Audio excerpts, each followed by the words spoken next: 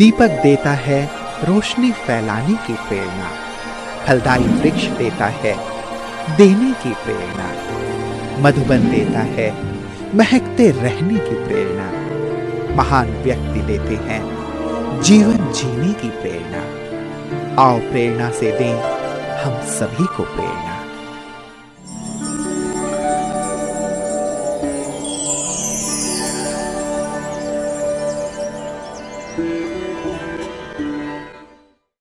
मध्य प्रदेश राज्य के सागर जिले में स्थित बीना एक तहसील है। यहाँ का मुख्य उद्योग है तेल रिफाइनरी। बीना ब्रह्मा कुमारी ईश्वरीय विश्वविद्यालय की सह संचालिका हैं राजयोगिनी जानकी दीदी जी। आपका जन्म 1980 में मध्य प्रदेश के सागर जिले में हुआ। बचपन से ही आप भक्ति एवं समाज सेवा में विशेष रुचि रखती थी।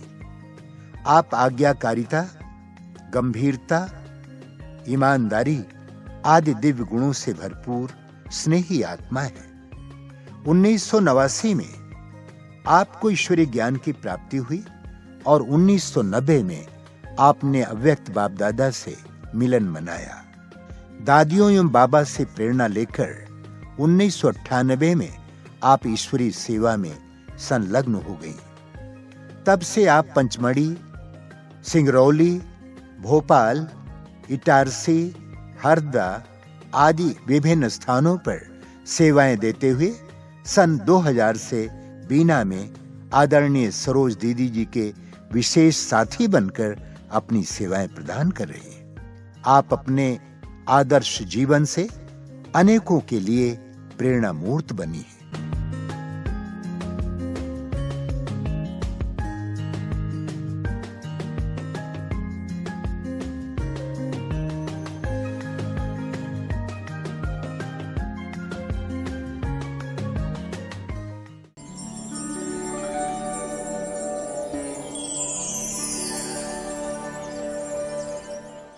और बचपन से ही मुझे पढ़ाई में, समाज सेवा में और सबकी मदद करने में रुचि थी। और जहाँ हमने जन्म लिया वो परिवार धार्मिक भी था, सात्विक भी था और सिद्धांतवादी भी परिवार था। हमारे माता पिता जो थे वो अपने सिद्धांतों का पालन करते हुए और भक्ति भाव में लगे हुए परिवार में रह रहे थे। हम परिवार में 4 भाई बहन हैं और सबसे बड़ी मैं ही हूँ परिवार के अंदर में।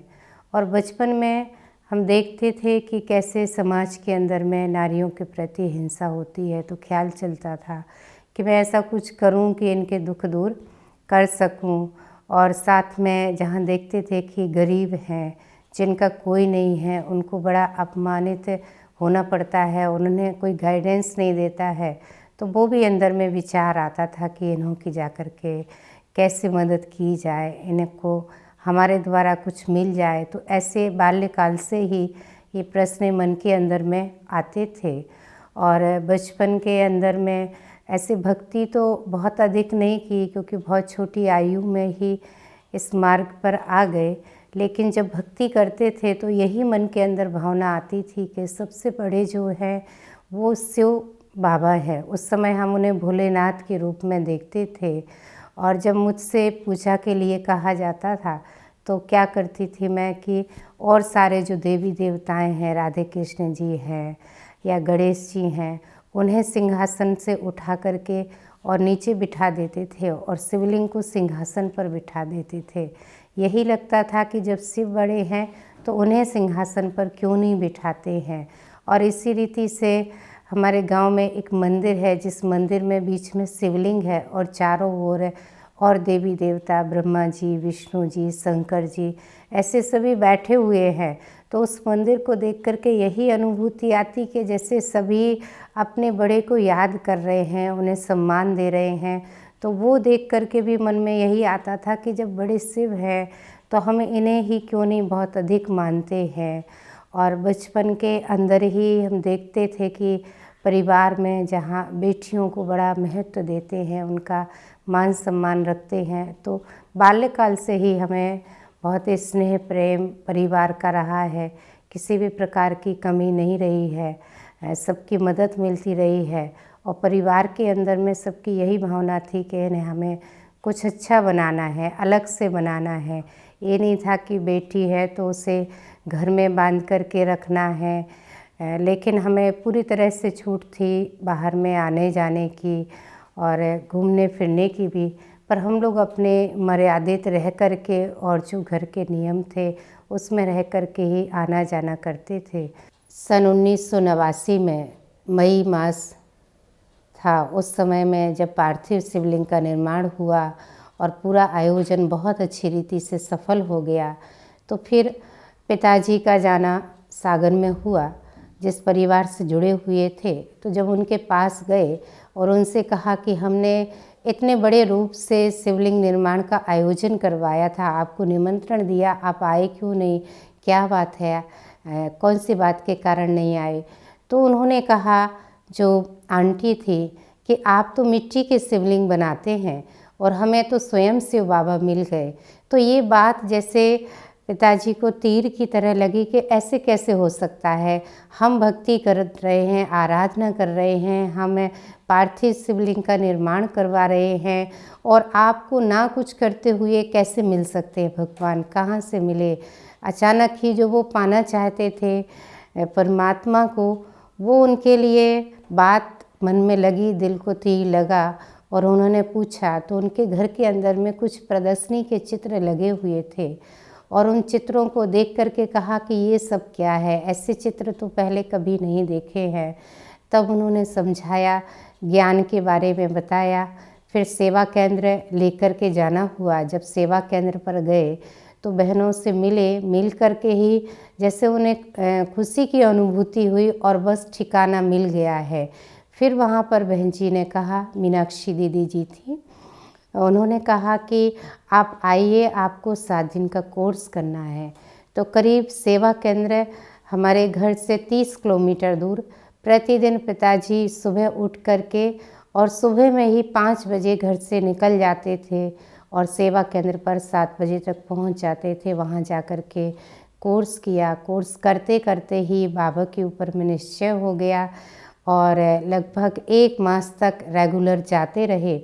फिर मीनाक्षी दीदी जी ने कहा कि आप इतने दूर से रोज़ आएंगे और आपको अपना परिवार भी देखना है, तो फिर इस तरीके से कुछ और उपाय करो। तो उन्होंने पूछा कि बहन जी क्या उपाय हो सकता है?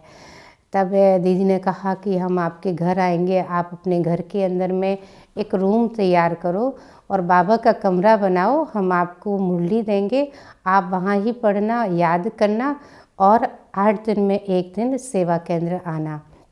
तो फिर बहनों का आना हुआ और मई का लास्ट मास था। उस समय में बहन जी आई और भी भाई बहन आए और घर के अंदर में बाबा के कमरे की ओपनिंग की गई।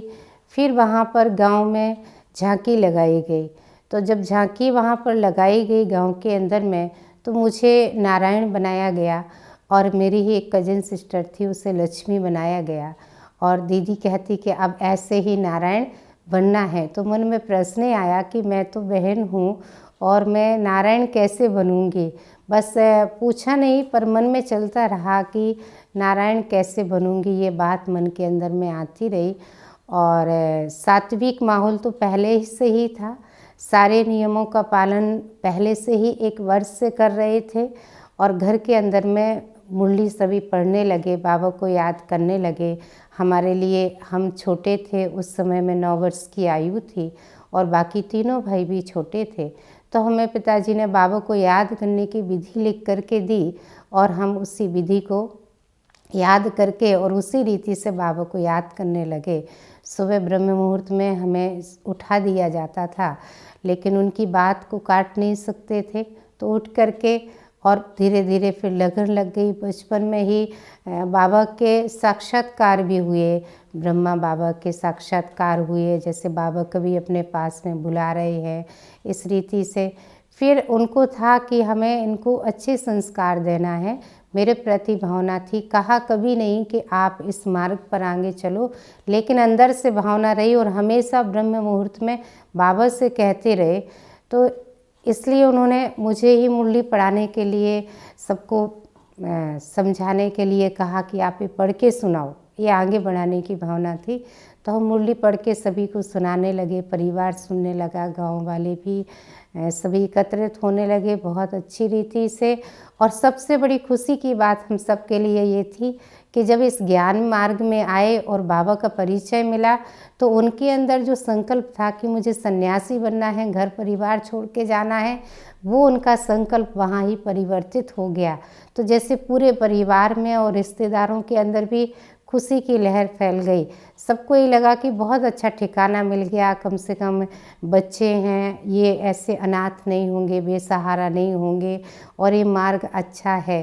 तो ये कहेंगे उस समय की खुशी का खजाना हम सभी के लिए जैसे मिला और सभी सहज रीति से सहयोगी बन गए। और कुछ दूसरे अन्य जो है गांव वालों ने विरोध करना शुरू किया, पर उन्हें लगन इतनी थी कि कितने भी विघ्न उनके सामने आए पर उन विघ्नों की परवाह नहीं की। फिर 99 में प्रथम बार हम बाप दादा से मिलन मनाने के लिए माउंट आबू गए। जब बाबा से मिलन मनाने के लिए गए उस समय में बच्चे बहुत कम मधुबन के अंदर में होते थे। हम 3 बच्चे थे, 2 हम थे, एक भाई और मैं, और एक और बहन थी मेरी साथी बहन जो इस समय में ब्लेसिंग हाउस में है, रीना बहन। हम तीनों ही बच्चे थे और हम तीनों को मधुबन निवासियों का बहुत प्यार मिलता था और बहुत अपने पास में सभी बुला करके बात करते, मीठी मीठी टोली भी खिलाते और हम लोग की जो क्षेत्रीय भाषा है उसमें भी पूछते थे कि इसको क्या कहते हैं। तो बड़ा बहुत मज़ा आता था। और जब मधुबन के अंदर में गए 15 दिन तक रहे, उस समय में दादियों से मिलना बहुत सहज था।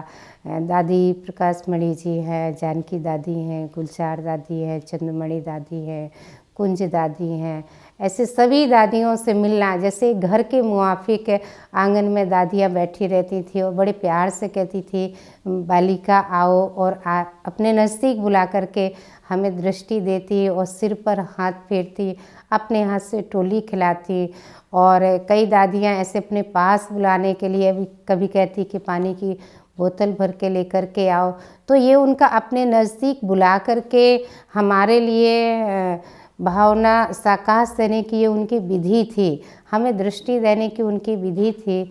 और मैं अपने आप को बहुत ये गर्व महसूस करती हूँ कि दादियों का सानिध्य मुझे मिला और बहुत नज़दीक से मिला।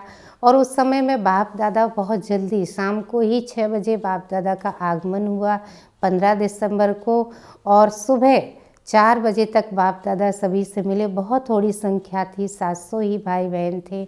हमें नज़दीक में भी बुलाया, बाप दादा ने टोली भी दी और बाप दादा ने टोली दे करके इतने प्यार भरी दृष्टि दी कि वो ऐसे वर्णन नहीं कर सकती हूँ कि दृष्टि में कितनी अलौकिकता थी, एक अपनापन था कि बस कोई और संकल्प नहीं थे। और बाप दादा ने यही कहा कि आगे बढ़ती रहोगी, एक ही शब्द कहा और आगे बढ़ने का जो वरदान दिया। फिर हम लोग बाप दादा से मिलन मनाने के बाद आए और जब बाप दादा गए वतन में तो उस समय में जैसे आंखों में आंसू थे कि क्यों चले गए बाबा, अभी मिलना था, बैठना था। और इतने समय तक सभी इतने रौनक में थे और इतने उत्साह में थे, जागृत थे कि कहीं से कहीं तक किसी को ये नहीं था कि हम पूरी रात बैठ कर के मिलन मना रहे हैं या हमें कोई रीति से थकान हुई है, क्योंकि जो परमात्मा के मिलन की खुशी थी, आनंद था, उनका जो प्रेम हमने महसूस किया, उसमें आज भी हम बहुत अधिक अपने आप को उत्साह से भरपूर पाते हैं जब हम उस दृश्य को याद करते हैं। तो जो बाप दादा ने जब हमें वरदान दिया तो वहाँ वरदान से ही फिर परिवर्तन आना शुरू हो गया, बाबा की दृष्टि से ही अंदर में बदलाव आना शुरू हो गया। और फिर रियलाइज़ किया कि मुझे अपने आप को परिवर्तन करना है। 92 में हमारे एक कज़न सिस्टर है, वो सेंटर पर रहने के लिए आई।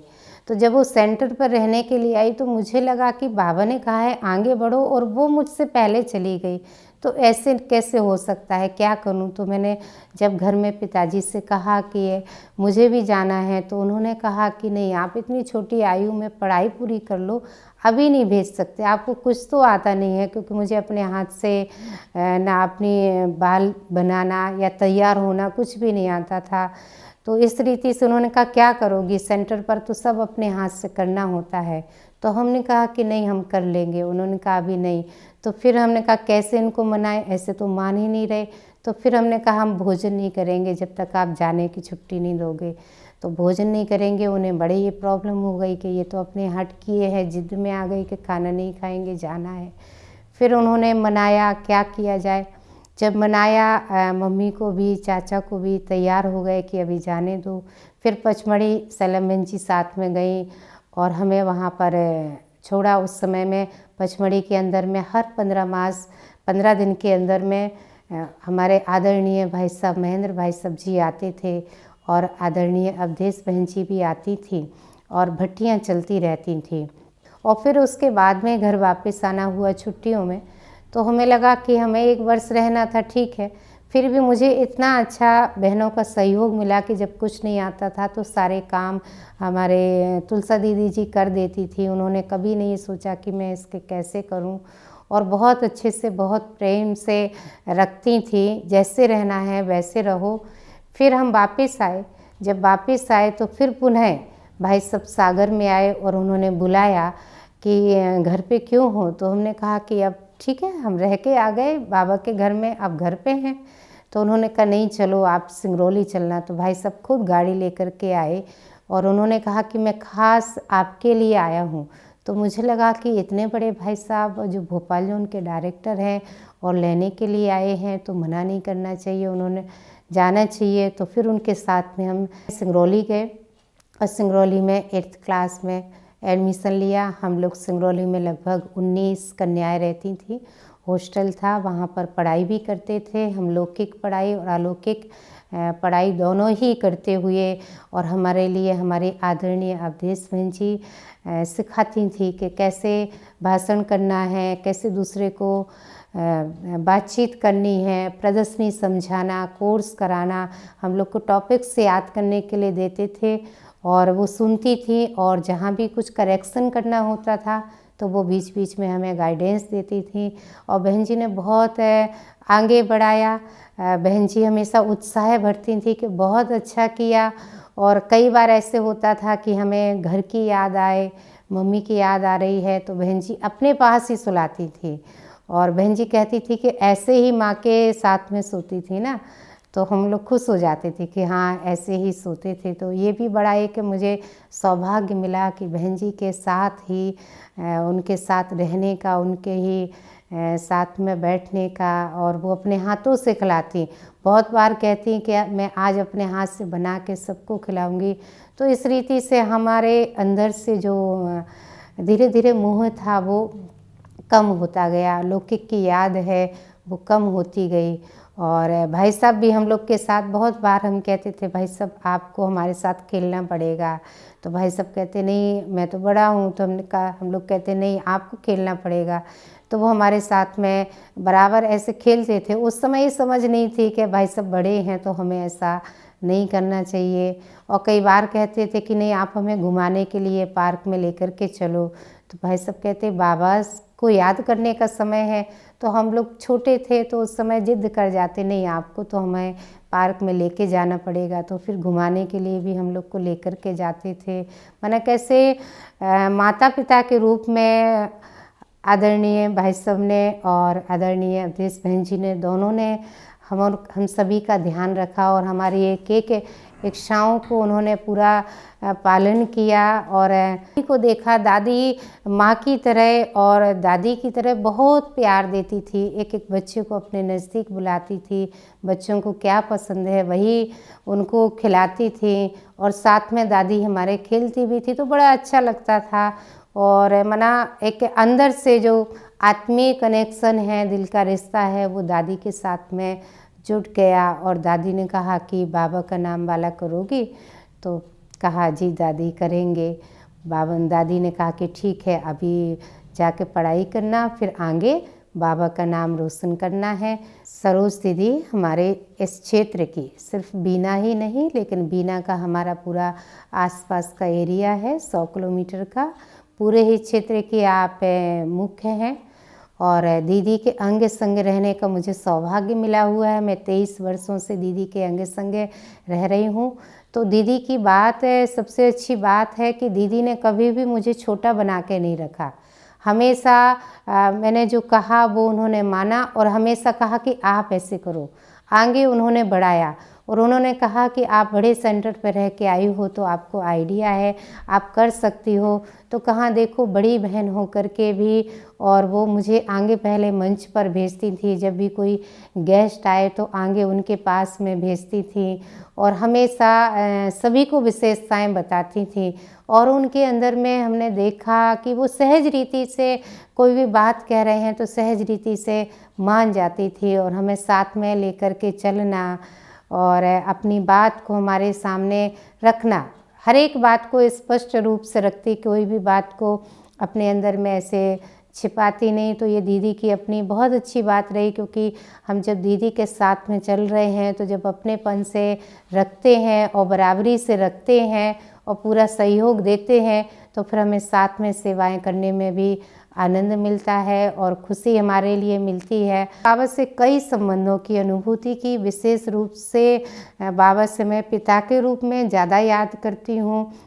लेकिन एक बार हमने एक क्लास पे सुना कि बाबा को कभी बेटा बनाया है, तो मन में आया कि चलो बाबा को बेटा बना के देखते हैं। ORC गए हुए थे वहाँ पर, तो वहाँ से फिर हमारी टिकट वेटिंग थी, तो वहाँ ही सुबह संकल्प किया अमृत वेले के समय ही कि आज मैं आपकी माँ हूँ, आप मेरे बेटे हैं और हम दोनों का जो है ये रिश्ता है और आज मैं आपका ध्यान रखूँगी, रोज़ आप मेरा ध्यान रखते हो।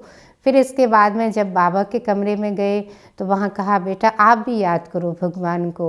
और हंसी भी आए कि हम क्या कह रहे हैं, लेकिन जो रिश्ता था उसको अनुभव करना। और फिर नाश्ते पे टेबल पे गए तो उनका आप साथ में बैठो, चलो मैं आपको खिलाती हूँ फिर मैं खाऊंगी। फिर इसके बाद में हमारी टिकट वेटिंग थी, हम शाम को आए और ट्रेन में बैठे तो वहाँ अनायास क्या हुआ कि हम लोग ने एक परिवार से कहा कि हम भोजन कर लें, हमारी टिकट क्लियर नहीं है। तो उन्होंने कहा हाँ हाँ करिए। हम लोग ने जल्दी भोजन किया कि अब तो रात्रि बैठ के सफ़र करना होगा, क्या करेंगे। तो फिर थोड़ी 2 घंटे के बाद में लगभग उन्होंने कहा कि आपको कहाँ जाना है, तो हमने कहा हमें बीना जाना है। तो उन्होंने कहा कि हम भोपाल जा रहे हैं और हमारे ये 2 छोटे बच्चे हैं और ये तो हमसे अलग नहीं सोएंगे, इसलिए ये 2 सीट हम आपको देते हैं। तो हमें बड़ी खुशी हुई कि बाबा हमने आपको आज बेटा बनाया और आज देखो एक माँ ने अपने बेटे की सीट हमारे लिए दी। फिर हमने कहा आप हमें साथ में हो। फिर सेंटर भी आना हुआ। वो जब अनुभव हम याद करते हैं तो ऐसा लगता है कि इतना जो सफ़र लगभग जब हम ORC से निकले और बीना पहुंचने में 16 घंटे लगे, उसमें हमें पता ही नहीं चला कि कैसे वो समय निकल गया। तो ये भी अपनी एक विशेष अनुभूति रही। फिर धीरे धीरे आगे सेवाओं में बढ़ते हुए युवा प्रभाग से जुड़े और जब युवा प्रभाग से जुड़े तो युवाओं के कार्यक्रम किए, स्कूलों में जाकर के कार्यक्रम किए और क्षेत्र में भी युवा प्रभाग को लेकर के ही हम सभी ने व्यसन मुक्ति की भी रैली निकाली, जिस व्यसन मुक्ति अभियान में हम सभी लगभग 50 गाँव के अंदर में गए और जा कर के वहाँ उन्हें जागृत किया। और जब वहाँ पर गए तो कईयों ने उत्साह भी दिखाया, कईयों ने व्यसनों को भी छोड़ा। और हम स्कूल के अंदर भी जब बच्चों के पास जाते और उन्हें बताते कि आप परीक्षा के भय से कैसे मुक्त रहें, किताबों को अपना साथी बनाओ, दोस्त बनाओ। और जब हम और दीदी थे, हम लोग इस स्थान को निश्चित करने के लिए आए, बाबा के भवन बनाने के लिए, तो दीदी से यही कहते थे कि हमेशा हो जाएगा, बाबा हमारे साथ में है, कार्य होना ही है। तो हम लोग एक दूसरे से बात करते हुए और कुछ कहीं वो चिंतन करती थी, हम भी चिंतन करते थे। ऐसे करते करते बाबा का स्थानीय सेवा केंद्र बन गया, जिसे बने हुए भी लगभग 12 वर्ष हो चुके हैं। और साथ में आसपास के एरिए में भी फिर और सेंटर खोलना शुरू किए। तो जब और सेंटर खोलना शुरू किए वहाँ पर भी गए, तो धीरे धीरे आज आसपास के एरिया में भी सभी जगह में सेवाएं हो रही हैं। बाबा को मैं कहती हूँ कि बाबा से कभी कहती हूँ, बाबा मैं आपके लिए गोपी हूँ, आपके सामने जब आई गोपी हूँ, लेकिन जब कार्य करने के लिए जा रही हूँ, सेवा करने के लिए जा रही हूँ तो बेटी नहीं हूँ, उस समय बेटा हूँ। और बेटा बन कर के मुझे करना है, किसी भी सेवा में हिम्मत नहीं हारनी है, दृढ़ता पूर्वक साहस से। और ये अनुभव करते परमात्मा की शक्ति असीमित है, अनंत है। जब उसकी शक्ति अनंत है तो हम पीछे नहीं रह सकते, हम सदैव आगे ही बढ़ते रहेंगे, हमारे लिए सफलता मिलेगी ही। और बाप दादा ने जो हमारे लिए ज्ञान, योग, धारणा, सेवा, नियम, मर्यादाएं, ये सभी 6 सब्जेक्ट बताए हुए हैं। तो ये 6 सब्जेक्ट को ही सामने रख कर के विशेष यही पुरुषार्थ है कि मुझे सभी सब्जेक्टों में परफेक्ट बनना है, क्योंकि स्वयं परमात्मा शिक्षक बन के पढ़ा रहे हैं। तो जब ऐसे ऊंचे से ऊंचे परमात्मा स्वयं मेरे लिए शिक्षक बने तो मैं पीछे न रह जाऊं, मुझे आगे बढ़ना ही है। और ब्राह्मण परिवार के लिए मेरा विशेष यही संदेश है, सभी के लिए मैं यही कहना चाहूँगी कि हम सबको सब चीज़ों से, एरिया से ऊपर उठ कर के और स्थानों से ऊपर उठ कर के हम एक पिता के बच्चे हैं, बाबा के ही बच्चे हैं। तो हमें अपने मिल कर के कार्य करना है और एक लक्ष्य रखें कि मुझे समय को सफल करना है। चाहे हम स्थूल सेवा में अपने समय को सफल करें, चाहे हम मनसा सेवा में करें, वाचा सेवा में करें, लेकिन मुझे समय को सफल करना है।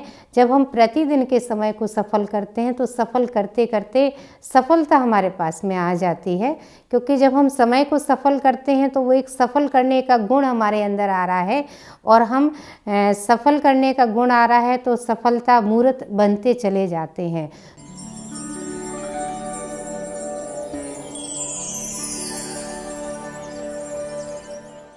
आदरणीय जानकी दीदी, बड़ी दीदी हैं हमारी, आपके साथ भी हम बहुत छोटे से रहे हैं, और आपसे जो हमने सीखा है कि कैसे हम अपनी सेवाओं को विस्तार करें, ये आपके अंदर बहुत अच्छी कला है कि आप वीआईपी सेवा में भी और साधारण से साधारण व्यक्ति तक भी हम कैसे पहुँचें।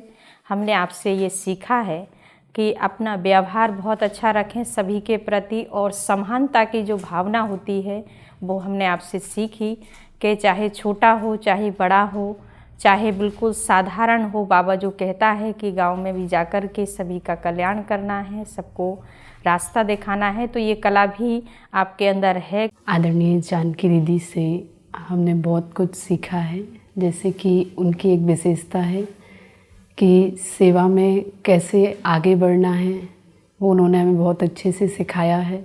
दीदी सभी को, छोटे से लेकर बड़े तक, सबको साथ लेकर चलने की कला उनकी बहुत अच्छी है। और दीदी जी सेवाओं के साथ साथ पुरुषार्थ को भी कैसे आगे बढ़ाएं, ये सदा हमें सिखाती हैं कि सेवाओं के साथ साथ स्वोन्नति भी होती रहे।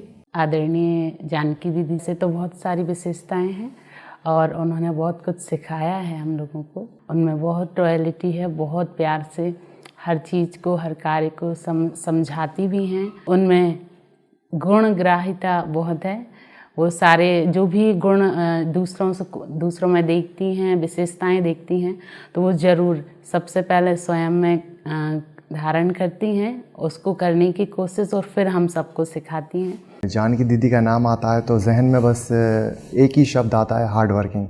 हमारी जो जानकी दीदी हैं, मैं जब से उनको देख रहा हूँ काफ़ी कंटिन्यूसली हार्ड वर्क करती हैं, और उनका डेडिकेशन और डिटर्मिनेशन वो तो बहुत ही लाजवाब है। मैंने दीदी को कभी रेस्ट करते नहीं देखा, और काफ़ी मल्टीटास्किंग में, तो जैसे कि बाबा ने उनको जैसे कि महारत दी हुई है, मतलब एक ही समय पे इतना मल्टीटास्क परफॉर्म कर लेती हैं with so much ease and calmness, और बहुत सी विशेषताएं हैं। और जानकी दीदी को मैंने कभी भी आज तक गुस्सा करते नहीं देखा।